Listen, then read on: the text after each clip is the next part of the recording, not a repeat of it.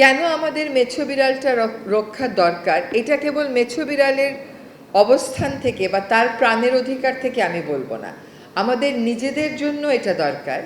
আমরা যে মানুষ হিসাবে সৃষ্টির সেরা জীব, এটা আমরা নিষ্ঠুরতা দিয়ে প্রমাণ করতে পারি না, এটা আমাদেরকে কম্প্যাশন দিয়ে প্রমাণ করতে হবে।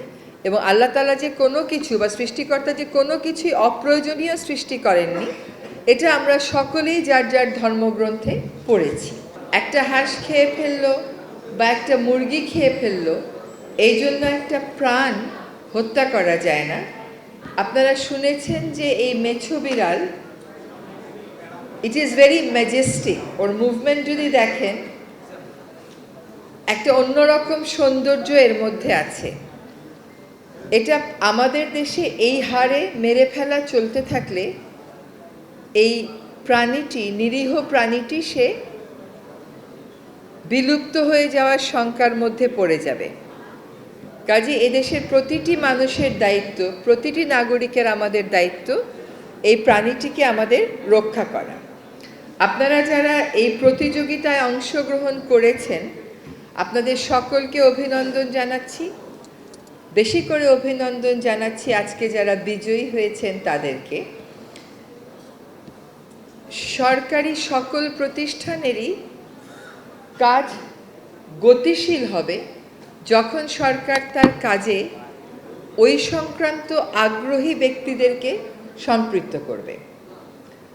ক্যামেরায় ওয়াও, স্টাইল দেখাও, Xenon X21 পারলে ঠেকাও। আইন শৃঙ্খলা রক্ষাকারী বাহিনীকে দিয়ে যদি আমরা বন্যপ্রাণী রক্ষা করতে যাই, এটা রাইট অ্যাপ্রোচ বলে আমার মনে হয় না।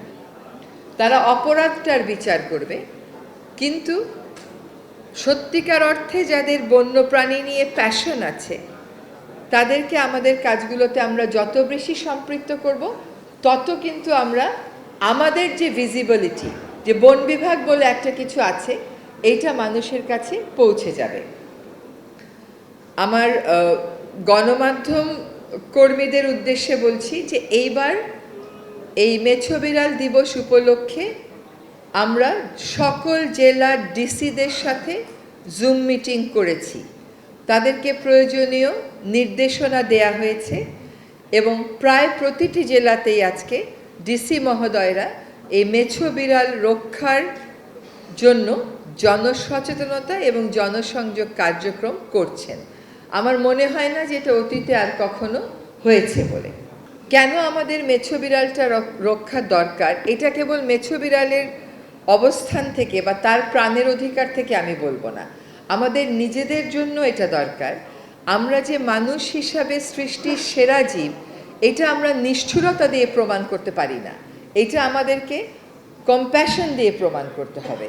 এবং আল্লাহ তাআলা যে কোনো কিছু বা সৃষ্টিকর্তা যে কোনো কিছুই অপ্রয়োজনীয় সৃষ্টি করেননি, এটা আমরা সকলেই যার যার ধর্মগ্রন্থে পড়েছি।